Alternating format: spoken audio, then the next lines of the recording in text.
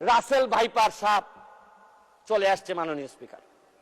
এই সাপ আসার কারণে সরকারে যখন সাপ আসে প্রকৃতিতে বেজি থাকে, এই বেজি করে কি সাপরে নিয়ন্ত্রণ করে, কিন্তু এই সরকারে দেখা যাচ্ছে বিভিন্ন জায়গায় রাসেল ভাইপার আছে কিন্তু বেজি ওই পরিমাণ নাই যে এই সাপরে ধরবে। মাননীয় স্পিকার, আপনি দেখেন এই আমাদের প্রতিষ্ঠানগুলা কত দুর্বল হয়ে গেছে। আমাদের প্রতিষ্ঠান একজন ভদ্রলোককে দুদক ধরতে পারে নাই, একজন ভদ্রলোককে এনবিআর ধরতে পারে নাই, বাংলাদেশ ফাইন্যান্সিয়াল ইন্টেলিজেন্স ইউনিট ধরতে পারে নাই, আর এনবিআর এর মতিউর রহমানকে ধরলে একটা ছাগল ছাড়াই এই লোককে তো আপনি আনতেই পারতেন না।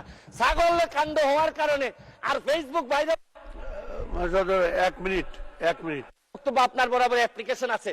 আমি 247 ইনভোক করতেছি। এখানে 247 হচ্ছে কি আমার বিরুদ্ধে এখানে একজন মাননীয় সংসদ সদস্য আমার বিরুদ্ধে অভিযোগ দিয়েছেন।